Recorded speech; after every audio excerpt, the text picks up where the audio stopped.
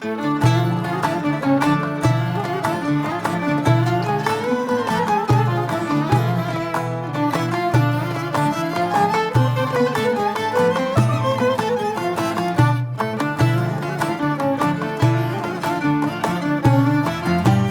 φωτιές.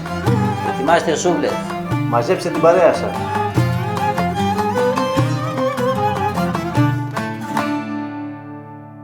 Κοντοσούβλης κορδοπικάντικο για σήμερα. Και είμαστε αδερφή Μαλιόρα. Είμαι ο Γιώργος. Κι εγώ Ανδρέας. Μαζί σχεδιάσαμε και κατασκευάζουμε τις ψισταριές Άμπερκιο.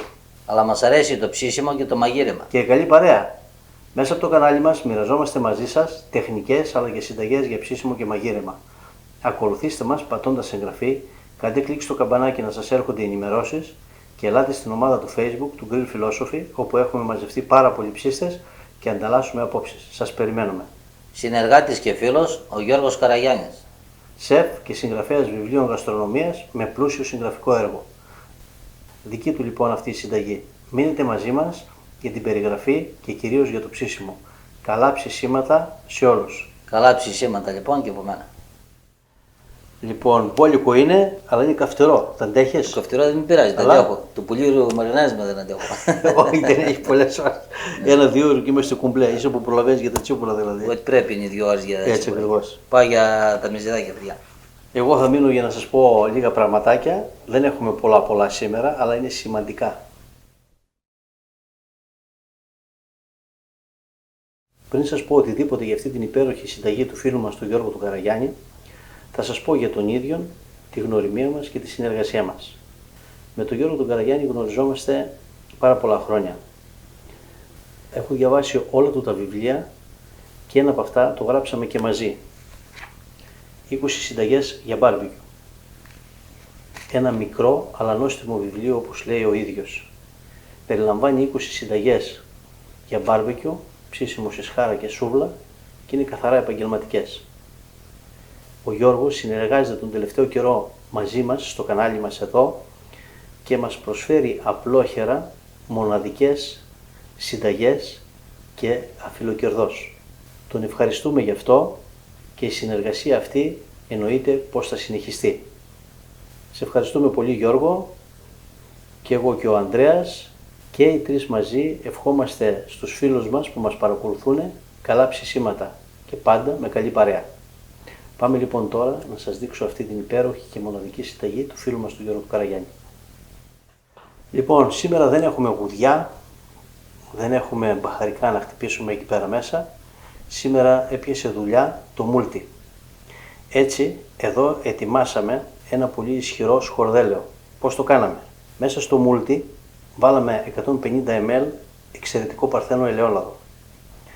Μέσα εκεί βάλαμε 6 σκελίδες μεγαλούτσικες σκόρδο και τα χτυπήσαμε πάρα πολύ καλά στο blender για να γίνουν μια μάζα. Εδώ έχουμε 40 γραμμάρια αλάτι για 4 κιλά που είναι το κοντοσούβλι μας. Και εδώ έχουμε φτιάξει μια σώσα, την πούμε, η οποία αποτελείται από, θα σας δώσω την αναλογία, μπορεί να μην τη χρησιμοποιήσουμε όλοι, θα χρησιμοποιήσουμε όσο χρειαστεί για να τα καλύψουμε όλα σωστά. Λοιπόν, χρησιμοποιήσαμε 400 γραμμάρια τυρί Φιλαδέλφια, 400 γραμμάρια στραγγιστό γιαούρτι, τα βάλαμε στο blender και τα χτυπήσαμε με 2 πιπεριές κέρατο πράσινες, καυτερές, βάλαμε 3 γραμμάρια πιπέρι μαύρο και βάλαμε και μια κουταλιά της σούπας ρίγανη. Επίσης βάλαμε και ένα κουταλάκι του γλυκού λάδι τρούφας και τα χτυπήσαμε όλα μαζί και τα κάναμε μια παχύρευστη αληφή. Λοιπόν, έχουμε μουστάρδα πικάντικη, περίπου 3 κουταλιές θα χρειαστούμε για όλο αυτό το κρέας. Και πάμε τώρα να σας δείξω την διαδικασία που θα το μαρινάρουμε, γιατί είναι και αυτή σημαντική. Πριν περάσουμε να μαρινάρουμε το κρέας, θα σας πω 2 λόγια για το κρέας. Το κρέας είναι από κιλότο, μαζί με το λίπος που έχει στο καπάκι. Το κόψαμε κατάλληλα, ούτως ώστε να έχουμε αρκετά κομμάτια με λίπος, σε σχέση με τα κομμάτια τα οποία δεν έχουν λίπος και είναι ψαχνό. Βλέπετε στις εικόνες σας πώς το κόψαμε. Λοιπόν, θα χρησιμοποιήσουμε και χοιρινή μπόλια για να τυλίξουμε το κουντουσούβλι μας. Και πάμε τώρα για τη διαδικασία. Όπως σας είπα, θα χρειαστούμε 40 γραμμάρια αλάτι για 4 κιλά που είναι το κρέας. Το έχω μεράσει σε 2 σκεύη γιατί είναι αρκετό και δεν έχω ένα πολύ μεγάλο σκεύος για να τα βάλω όλα μαζί. Θα προσπαθήσω με το μάτι να κάνω ομοιόμορφη κατανομή στο αλάτι. Είναι περίπου ίδιες ποσότητες. Προσθέτουμε και ανακατεύουμε, γυρίζουμε και από την άλλη τη μεριά. Κάντε ένα καλό μασάζ αφού προσθέσετε όλο το αλάτι και αφήστε λίγη ώρα να λιώσει και να απορροφηθεί όσο περισσότερο γίνεται από αυτό το αλάτι. Και μετά θα πάμε στο επόμενο στάδιο να προσθέσουμε άλλα υλικά. Αφού κάνετε καλό ανακάτεμα και μασάζ,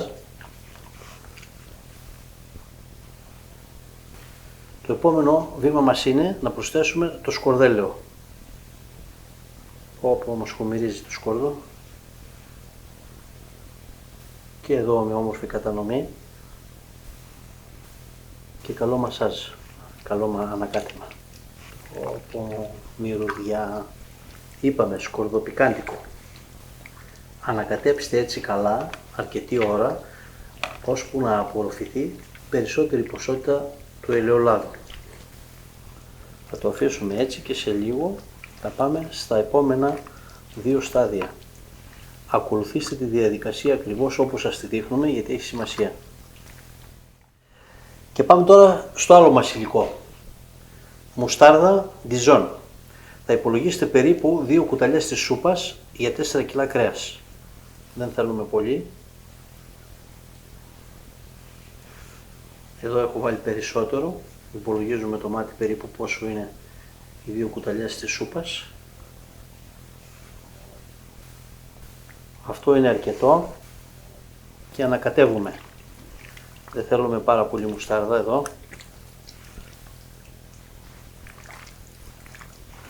Κάντε καλό μασάζ και αφήστε για 5-10 λεπτά πριν πάτε στο επόμενο στάδιο.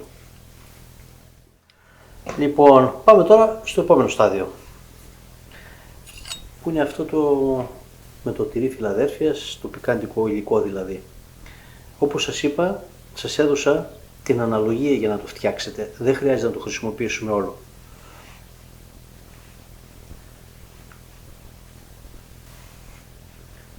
Περίπου το μισό για 4 κιλά κρέας. Το υπόλοιπο μπορείτε να το καταναλώσετε σαν τυροκαυτερί. Αλλά είναι αρκετά καυτερό να ξέρετε. Θα σας πούμε στο τέλος, όταν γευτούμε αυτό το κοντοσούβλι, πόσο πικάντικο θα βγει. Όπως σας είπα, βάλουμε το μισό και ακολουθεί το ανάλογο ανακάτεμα. Και θα το αφήσουμε να μαριναριστεί για 2 ώρες εκτός ψυγείου. Αν θέλετε για περισσότερες, μέχρι 6 με 12 ώρες, τότε θα πρέπει να το βάλετε στο ψυγείο. Και καλό είναι τώρα να τα μεταφέρουμε όλα σε ένα ταψάκι και να τα ανακατέψουμε εδώ.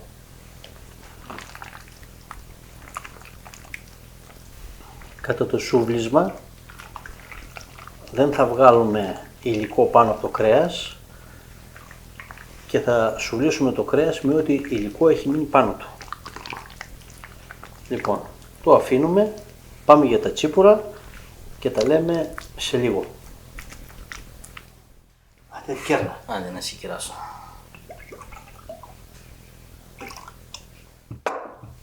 Άντε στην υγεία μας. Στην υγεία σας παιδιά. Στην υγεία σας παιδιά.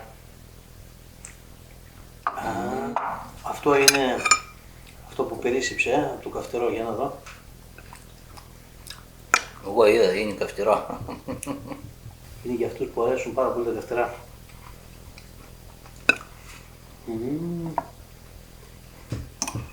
Δυναμίτη. Φωτιά και λάβα που Έτσι.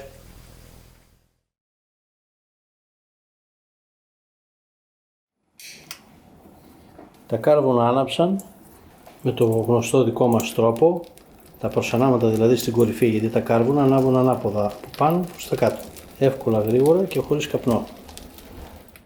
Σουβλήσαμε ομοιόμορφα το κρέας, κάνοντας ομοιόμορφη κατανομή του λίπους και βάλαμε τουλάχιστον 2 στρώσεις μπόλιας χοιρινής.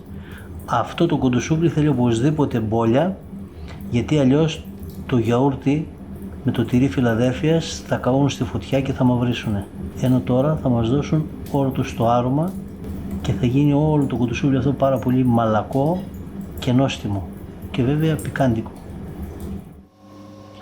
Τα κοντοσούβλια μας έχουν μπει στη φωτιά εδώ και 5 λεπτά.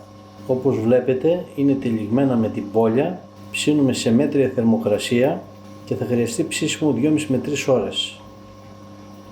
Εδώ ψήνουμε μερικά μεζεδάκια για να πιούμε ένα κρασάκι λίγο νωρίτερα. Και εδώ ψήνουμε τα κοντοσούβλια μας σε 2 σούβλες αντί για μία, για να κάνουμε εξοικονόμηση ενέργειας. Αν σουβλίζαμε τα κοντοσούβλια σε μία σούβλα θέλαμε διπλάσιο κάρβουνο. Αλλά υπάρχει μία προϋπόθεση. Οι θέσεις που ψήνονται τα 2 κοντοσούβλια πρέπει να είναι κοντά η μία από την άλλη για να μπορούν και τα 2 να είναι κοντά στη φωτιά. Όπως είπαμε και προηγουμένως, αυτό ειδικά το κοντοσούβλι θέλει οπωσδήποτε μπόλια. Γιατί διαφορετικά το τυρί και το γιαούρτι που έχει εξωτερικά θα καούν γρήγορα και θα έχουν πάρει άσχημη όψη.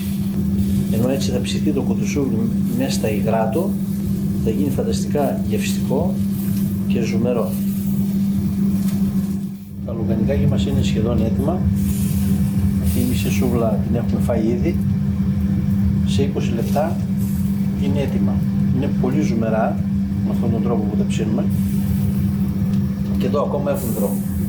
Τα έχουμε χωνέψει ως τότε. Περίπου 3 τέταρτα ψησίματος. Φαίνεται ότι εσωτερικά άρχισε να ψήνεται. Ψήνουμε σε μέτρια προς δυνατή φωτιά τώρα στις εσωτερικές θέσεις. Δείτε τα υγρά που είναι εγκλωβισμένα μέσα στην μπόλια.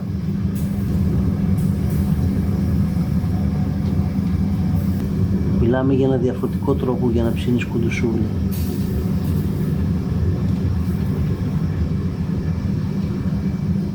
Όσοι χρησιμοποιείτε λαδόκολλα για να ψήσετε το κοντοσούβλι σας, θα μπορούσατε εναλλακτικά να χρησιμοποιήσετε μπόλια. Είναι πολύ καλύτερο το αποτέλεσμα.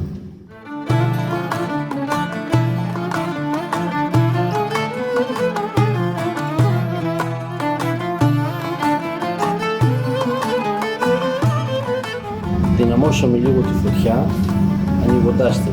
Κοιτάζουμε το κοντοσούβλι μας να δέχεται πάντα σταθερή φωτιά, τουλάχιστον στην αρχή του ψησίματος. Είπαμε θα δυναμώσουμε πάρα πολύ προς το τέλος.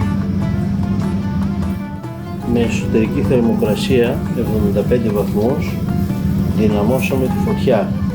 Σε λίγο θα κατεβούμε και πιο χαμηλά. Το κοντοσούβλι μας αρχίζει να παίρνει χρώμα και στόχος μας είναι να ανέβουμε 10 βαθμούς ακόμα και πιστεύω ότι σε μισή ώρα ακόμα θα βγει. Το έχουμε 2,5 ώρες. Θερμοκρασία στους 83 βαθμούς.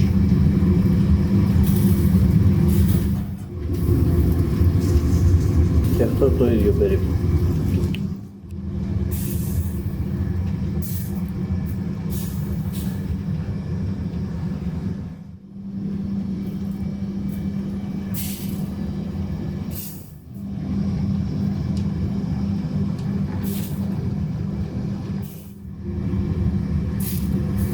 Έχουμε περάσει τους 80 βαθμούς, κοντεύουμε τους 90, το αφήνουμε λίγο να πάρει χρώμα και το βγάζουμε. Είμαστε έτοιμοι, το βγάζουμε. Λοιπόν, έφτασε η στιγμή. Ωραίο χρώμα έχουμε, μυρωδιές δεν παίζονται. Είναι απίστευτες, να δούμε και τη γεύση τώρα. Εδώ, αυτό εδώ μπροστά, κόψουμε.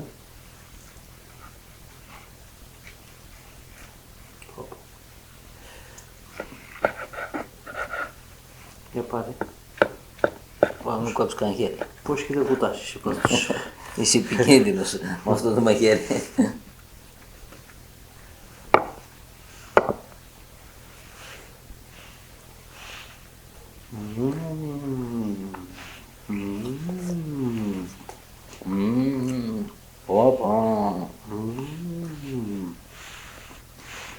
Απίστευτη γεύση, πάρα πολύ μαλακό.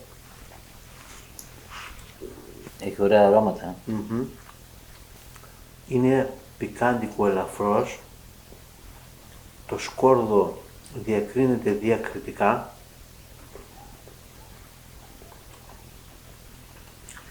Αν το θέλετε πιο πικάντικο, διπλασιάστε την πιπεριά.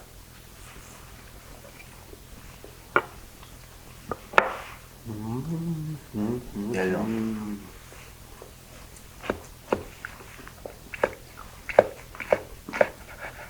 Πω, τι είναι αυτό ρε παιδί.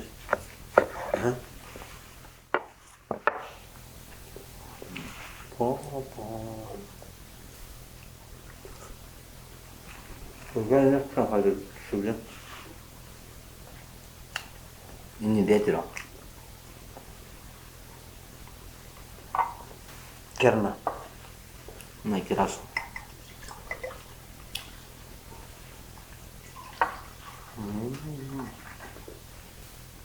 Δεν έχω λόγια να τον περιγράψω. Άντε στην υγεία μας. Στην υγεία μας. Στην υγεία σου, παιδιά. Στην υγεία σου, Γιώργο. Γιώργη, στην υγεία σου.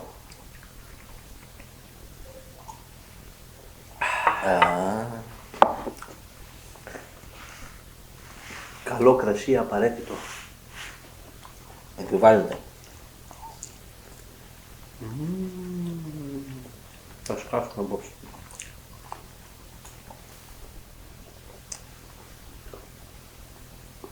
Τώρα τρώμε. Είναι και ώρα δύσκολη. Να χαιρετήσουμε στα παιδιά. Καλά ψησίματα, παιδιά.